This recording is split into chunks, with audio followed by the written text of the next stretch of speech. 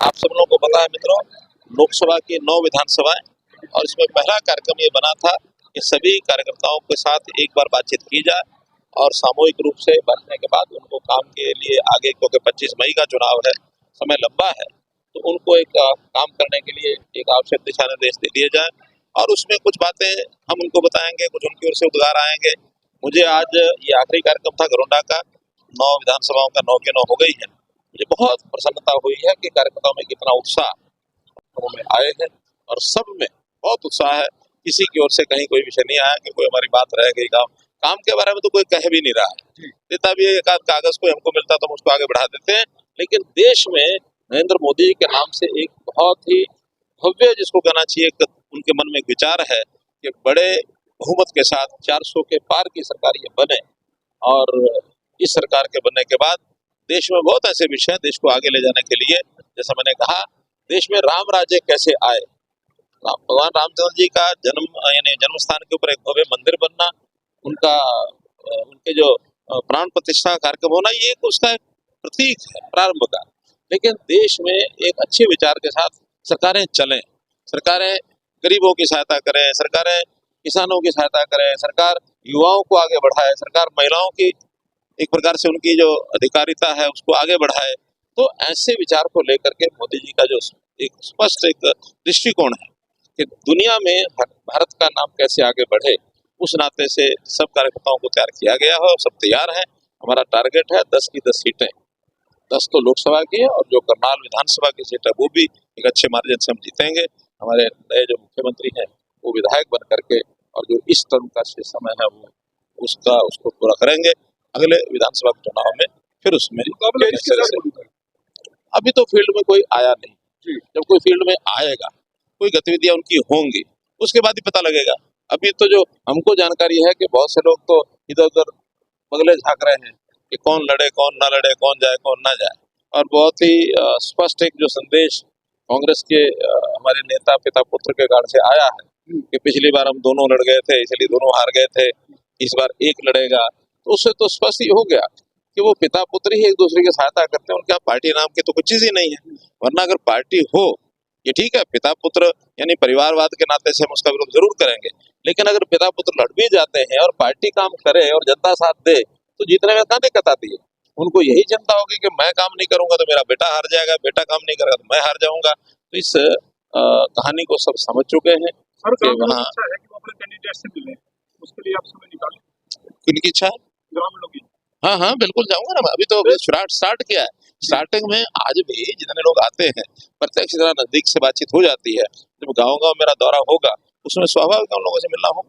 केजरीवाल ने रामलीला ग्राउंड में इंडिया गठबंधन की रैली की सर आज। अच्छा जी, तो उसको लेकर क्या कहें? केजरीवाल रैली की मुझे जानकारी है और रैली होनी भी चाहिए थी, क्योंकि उनको लगता है कि हम एक दूसरे की सहानुभूति से कुछ कर लेंगे तो शायद जनता में कोई संदेश जाएगा। लेकिन उनको ये मालूम नहीं है कि जनता सब समझ चुकी है किस बात को लेकर के किसका वो समर्थन कर रहे हैं।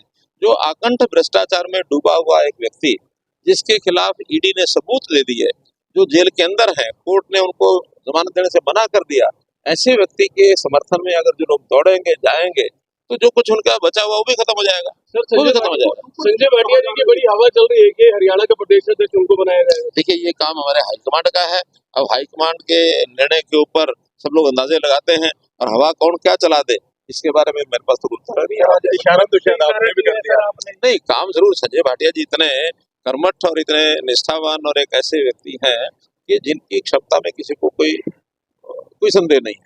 तो इसलिए कोई अच्छा काम इनको मिलना ही चाहिए, हमारी सबकी इच्छा है। कब तक घोषणा हो जाएगी वैसे प्रदेश अध्यक्ष? मुझे मालूम नहीं, केंद्रीय हमारे पार्लियामेंट्री बोर्ड के लोग बताएंगे। बताइए। नहीं, कोई नाराज नहीं है। विज जी के साथ मेरा मिलना हुआ, विज जी जिस दिन हमारा मंत्रिमंडल का विस्तार हुआ उस दिन भी इकट्ठे थे और उसमें उन्होंने कहा कि देखिए अब मेरी स्टेज ऐसी आ गई है तो मैं जितना समय है विधायक रह के काम करूंगा। उन्होंने स्पीकर साहब को कहा कि मुझे किसी कमेटी का, जैसे भी कमेटियों का स्वरूप होता है एमएलए के लिए, उसमें कोई मेंबर आप बनाइए, उसमें एक कमेटी का चेयरमैन भी आएंगे, बिल्कुल आएंगे। अच्छा मनोहर लाल जी, 9 विधानसभाओं में आप कार्यकर्ताओं से मिल चुके, कहीं कोई नाराजगी सामने आई? कुछ नहीं, मेरे सामने तो नहीं आई है। आपके सामने आई हो तो आप मुझे अगर बता देंगे तो मेरा लाभ हो जाएगा। एज ए मुख्यमंत्री और एज ए लोकसभा के प्रत्याशी एक्सपीरियंस क्या मांग, जो पहले विधानसभा का चुनाव लड़ते थे, अब लोकसभा? देखिए, हमारे लिए जो काम है, इस काम को हम कोई छोटा बड़ा आंकते नहीं है। मैंने तो जगह जगह घोषणा की है कि भारतीय जनता पार्टी का कार्यकर्ता, उसका विचार संस्कार ये होता है कि पीर बवर्ची भिश्ती खर, उसको कोई दायित्व मिल जाए, उस दायित्व को खुशी से निभाने के लिए हमेशा तैयार होता है। ये दायित्व कोई भी छोटा बड़ा नहीं होता। दायित्व तो काम करने की एक निष्ठा होती है, कर्तव्य निष्ठा।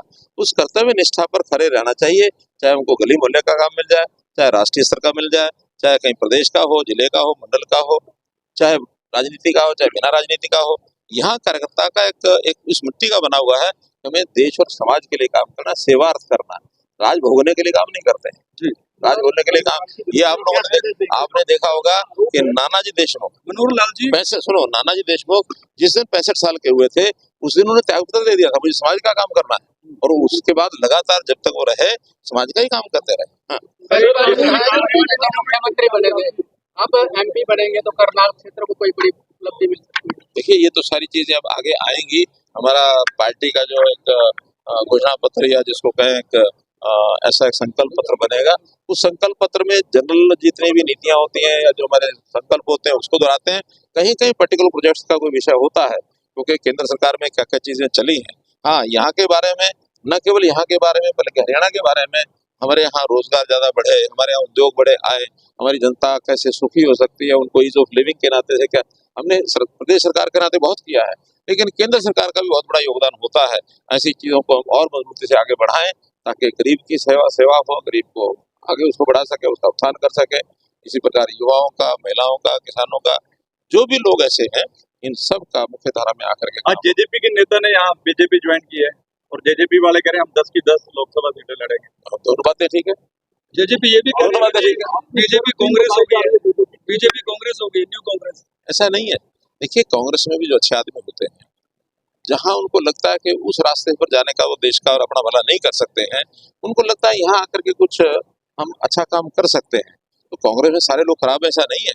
हमारे जो संस्थापक थे, प्रारंभिक संस्थापक, चाहे वो संघ के थे या जनसंघ के थे, वो भी किसी न किसी और पार्टी में पहले थे और पार्टियों से आए। यहाँ आने के बाद जब उनको लगा ये विचार संस्कार कुछ अलग ही है, तो यहाँ आकर के रम गए। सुषमा स्वराज कितनी बड़ी नेता हुई, वो पहले समाजवादी पार्टी में थी, हमारी पार्टी में तो नहीं थी, लेकिन आने के बाद किस शीर्ष स्थान के ऊपर वो पहुंची है हमको मालूम है। मैं आज सिकंदर बख्श की सब कहानियां सुनाई आप लोगों को। कांग्रेस के नेता थे, बाद में जनसंघ में आ गए, भारतीय जनता पार्टी के राष्ट्रीय उपाध्यक्ष बने, और वो ऐसे नेता जिन्होंने गरीब के लिए, जिन्होंने एक प्रकार से संवैधानिक व्यवस्थाओं को ठीक करने के लिए बहुत बड़े काम किए। तो इसलिए हर अच्छे व्यक्ति का स्वागत करते हैं, और अच्छा व्यक्ति अगर नहीं है तो जब भारतीय जनता पार्टी में भी है उसको भी नकार देते हैं। कल 2 जगह वॉशिंग मशीन दिखाई गई है, 2 जगह बीजेपी वॉशिंग मशीन दिखाई गई है कल। ये वॉशिंग मशीन मुझे कोई जानकारी नहीं। नेता अक्सर कहते हैं कि कहीं कोई घपला वपला कर दे और वो बीजेपी में चला जाए तो बड़ा साफ सुथरा। नहीं, ऐसा नहीं होता है, ऐसा कुछ नहीं होता है। जो कोई ऐसा ब्लॉटेड आदमी होता है जिसके बारे में पुख्ता हमें मालूम हो जाता है कि इसका बैकग्राउंड ठीक नहीं है, उसको भारतीय जनता पार्टी लोकसभा को लेकर की बड़ी चर्चा प्रदेश में चलती रहे। अगर कोई गलत बात होगी सामने आएगी तो बात करेंगे, लेकिन गलत नहीं है। चर्चाओं का बाजार तो गर्म रहता है, कहने लगे कोई मतलब नहीं, कोई मतलब नहीं है। मेरे सीएम एक काम करने में ये ठीक है, हमारे उनके संबंध बहुत पुराने हैं, और संबंध पुराने होने के नाते से अगर उनको कोई कठिनाई आएगी तो वैसे पूछेंगे। ये हमारा एक ही पार्टी के अंदर एक अदल बदल हुआ है, ऐसा नहीं कोई पार्टियां बदली हैं। पार्टियां बदली है तो कोई बात ही नहीं करता इससे, लेकिन अगर एक ही पार्टी में परिवर्तन हुआ है, हम भी जब कोई कठिनाई आती थी वो अपने प्राइम मिनिस्टर से पूछते थे, हमारे यहाँ तो मुख्यमंत्री उस समय कोई था भी नहीं, तो प्राइम मिनिस्टर पूछ लेते थे। हालांकि उनको कहते थे कि ज्यादा पूछताछ मत करो, अपने आप सीख जाओगे, कुछ तो जनता सिखा देगी, कुछ अधिकारी सिखा देंगे, और कुछ जो विपक्ष वाले सिखा देंगे, विधानसभा बैठेंगे और